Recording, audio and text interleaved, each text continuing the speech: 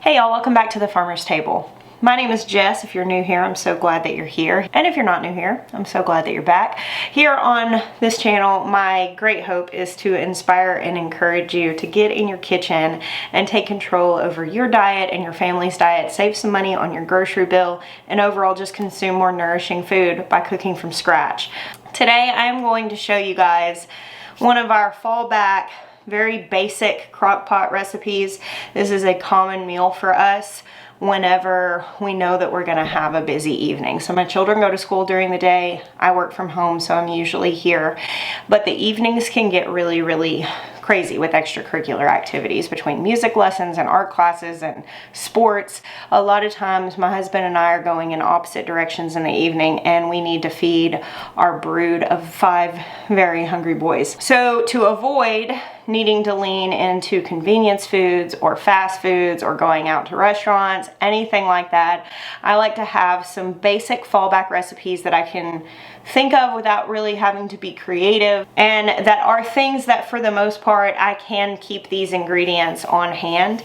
Today I'm going to talk to you about this super basic recipe. I'm doubling it. There will be a link to the recipe where you can print it out. If you are cooking for as many people as I am, feel free to double it, but I figured I would cut it in half because I know a lot of people don't need to make this much food. So today I'm going to show you how to make white bean chicken chili. I cannot tell you who to even originally credit for this recipe. I can tell you the first time I ever ate it was, there was a restaurant in the town I grew up in called Gadwall's, and they had what they called their white bean women's chili, and I always loved it growing up. And then as an adult eating a vegan diet, I had a lady from my church made a white bean chili in a crock pot, and of course it didn't have chicken in it and didn't use chicken broth, and it was so good, and it reminded me of the one from the restaurant. So I got the instructions from her, and of course now I use it with chicken and with chicken broth. But you can play with this. It definitely doesn't have to be hard and fast. And the fact that you can throw this all in the crock pot, you know, in the afternoon, and then have dinner done in a clean kitchen when dinner time rolls around is definitely a benefit in a busy household. Let's go ahead and start putting this together, and I'll tell you about these different components as we go. First off, I'm going to use 4 cans of Great Northern beans. These are just store-bought canned beans. I am not draining these. This is a personal preference. If you're trying to be conscious of your sodium intake, you would want to drain your canned beans, whether they're home canned or store-bought. The liquid that is in beans has like a viscosity to it that in the case of chili and stuff like that, I actually like, because when those beans cooked in that liquid, it pulled some of the starch out of them.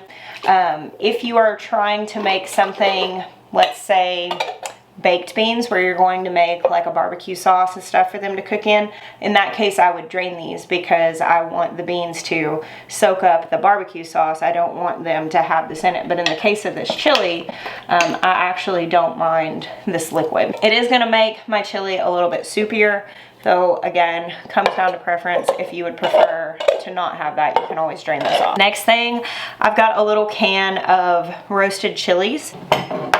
This is a 7-ounce can. A lot of times these come in 4-ounce cans, but since this is essentially a double recipe, I've got the larger can, or you could use 2 of the smaller ones. One of my goals in the garden this year is to actually put up way more little chilies like this. I think I'm going to grow hatch chilies and then can them in little 4-ounce jars, because I love them in a recipe like this. If I do buy them at the store, I like to buy the fire roasted ones because I find they have a little more flavor. Next, we're gonna go with what I'm gonna call like a 1/2 cup of diced cilantro. My cilantro looks a little rough because we've had some really hard freezes the last few nights, and it's growing out in the garden uncovered. So it's definitely showing the signs of frost damage. That's okay, it'll still taste pretty good. If you don't like cilantro, leave it out. If you like it even more than me, which I think is probably hard to do, put more in. Take this. Now I like to keep a little extra cilantro for garnishing at the end. Probably a little more than 1/2 cup. All right, I've got 1 jalapeno, 1 shriveled up jalapeno that's been in the back of the crisper drawer in the fridge for a long time, multiple months. I can't believe it looks as good as it does. I'm gonna go ahead and de-seed this. Of course, a lot of the heat and the jalapeno is there in the ribs and the seeds. I am making this for my family, and while some of us like spicier food, I have a couple kids that think black pepper is spicy, so they can handle one jalapeno in here, but I'll have mercy and take the seeds and the ribs out. Another really good addition to this chili is some corn. You can either use like a cup of frozen corn or a can of corn. I'm not putting corn in mine because I have a child who's allergic to corn, so usually when I'm cooking like a main dinner, especially if he's here. If he's not here, I don't have to worry about it, but I don't put it in the main part of the meal. We'll have corn chips, which we have him another option. All right, next I've got an onion. This onion is huge, so I don't think I'm gonna use all of it. It's really hard for me when I'm showing you guys how to make a meal like this, not to go off into how to make it the best flavor. So in this case, a lot of times if I'm cooking something like this, I'll saute the onion first. I'll sear the skin of the meat. I'll do all of these different tips that really add flavor. But that's not always the goal. And for me, as a person who really strives to have a real food kitchen where I'm feeding my family nourishing food and really avoiding a lot of the toxicity that is in a lot of the food that we have to lean into when we need convenience, I've really had to learn that there's good, better, best. I have really had to learn how to keep the aim of a meal in mind. My aim for this meal is not to make the most delicious food experience that we've had. The aim of this meal ultimately is to be fast, to be ready. I don't feel great today. I have a lot of stuff that I need to get done on top of not feeling great, and I know that this evening, you know, Maya's taking one kid to baseball, I'm taking another kid to music, we're gonna be going in opposite directions. The goal of this meal is not the best thing we've ever eaten. The goal of this meal is to not eat cereal for dinner. So I have to tell myself, like, hey, you don't have to saute the onion, you don't have to sear and brown the meat, you don't have to do all of these extra things to make it taste better. And it will still taste really good, and at the end of the day, this is a much healthier option supporting our body rather than the convenience foods that would be the alternative. So I am just going to very thinly dice this onion because of the fact that I'm not sauteing it, and I'm going to put it in here raw. It's gonna cook just fine, but thinly dicing it is just making sure that there aren't going to be any really large chunks in this chili that are gonna have a lot of bite in them. I'm doing that because I have picky kids. We pretty much have an agreement in our house. My kids eat what I make. Like, that's just the bottom line. I don't force them to eat it if they really, really don't like it. There are a few exceptions that I'll make where I'm like, fine, you can make yourself a sandwich, or you're welcome to eat the leftovers from last night. But for the most part, they eat what I make. Now, with that being the case, I know they don't like big chunks of onion. So if I want them to eat what I make, I do try to cater it to them a little bit. I'm not gonna take the onion out because the onion adds to it, but I can cut it up small or saute it so that it'll be nice and soft. Put that in. I didn't even use half of the thing, and that's a lot. That's a big onion. Now I need a few cloves of minced garlic. And by a few, I mean like 6.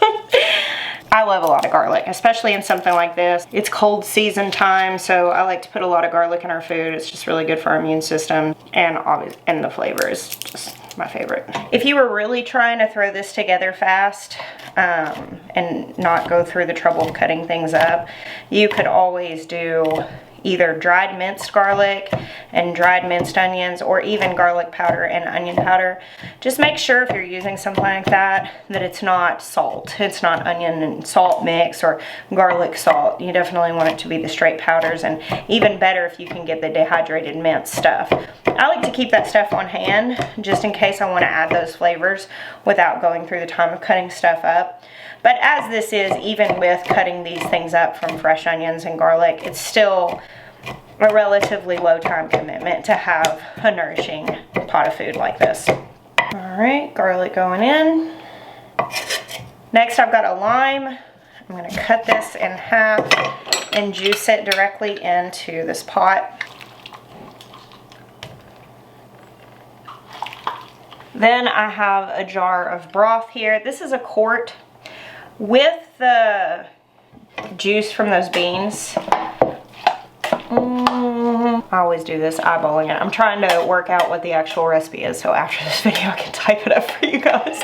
This, again, like many things, is gonna come down to preference and how soupy you want this. So after this cooks, we're actually gonna mash some of the beans. You can do it with a fork. I usually just hit it a couple times with an immersion blender. And if you want your chili to be less soupy, you would need to put less broth in at this point. I kind of like it a little soupy, so I'm gonna we'll just do like half the quart. I think that's probably appropriate. You can see here, we've got a good deal of liquid. I'll keep an eye on it. If I feel like I need to add some more, then I will.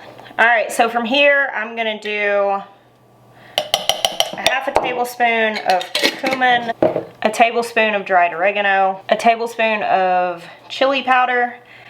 I think that may be uncommon in a lot of white chili recipes. I think a lot of times people leave that out, but I like it in there. It adds a nice smokiness.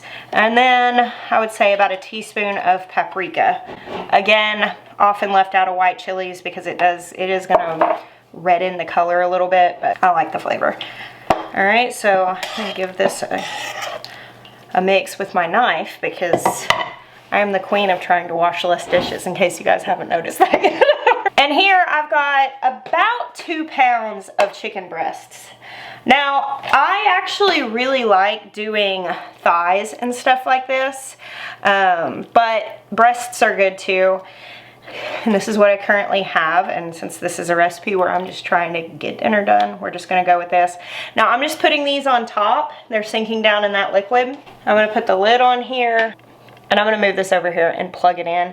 You can do low on this for like 4 to 6 hours, or you can go high and it'll take like maybe 3 or so, 2 to 3. Up to 4. You can dry out chicken so easily. I'm actually not the biggest fan of Crockpot recipes. I would much rather just cook food and eat it fresh. I think you get better textures, but Crockpot recipes, frozen meals, these kinds of things are definitely better than eating convenience foods, and especially if you're trying to save money or be conscious of your health. It really is just a great option to be able to throw a whole foods ingredients meal together like this.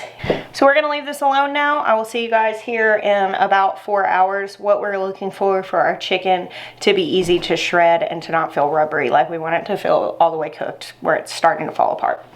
I'll see you guys then. All right, you guys, it's evening time now. So my chili is very soupy, and I was pondering, I'm like, what is going on here? What did I do differently? And I think that it's just I use store-bought beans, store-bought canned beans, and normally I do home canned beans because I buy bulk dry beans and then can them in the pressure canner. I'm out right now and I haven't done any more recently because I've been waiting until it was quiet enough in my house to make a video. If you end up doing this recipe, you may want to drain off your beans some, maybe like half of them. Or if you want to treat this more kind of like a tortilla soup, that would also be okay. But this is kind of the texture right now. Definitely pretty soupy. I'm gonna pull these chicken breasts out. They are done, and I'm gonna shred them up real quick. So my friend Jesse has a new channel where he's doing some different cooking stuff. He does a lot of grilling and smoking and dealing with meat, and he just made a white chicken chili, and of course his base is really similar to this. This is a really popular recipe, and they're all tweaked a little bit. Some people put cream in them in the end, or like a lot of some sort of soft cheese or something like that. But I have quite a few cream-based soups, and I like that this is different. But Jesse did what's called over the top, which is where you put a rack over and you cook it on like a grill or a smoker with meat sitting over it so that the drippings go down into the pan. And he did duck breasts. He got a duck from us. He helped us on butchering day. He did duck breast over white bean chili, and then he shredded the duck at the end and put it in. You can do this with any sort of poultry, like I've done it before with turkey meat. So you want to make this soup vegetarian. or even vegan really, if you take the chicken broth out, you do vegetable broth, and then obviously omit the chicken. It's really good. You can also put in corn. You can throw in black beans as well and make kind of like a tortilla soup. Finish it off with tortilla chips. What I'm gonna serve this with is I always put out sour cream, shredded Monterey Jack cheese, and some diced up avocado and tortilla chips. The kids usually load it down pretty good with that stuff. Today, since it's really more soupy than chili, they'll probably crunch up a good deal of tortilla chips in it, which is fine. I could potentially like throw some more beans in there and try to bring it more into chili texture, but it's time to eat, so I'm just not gonna do that.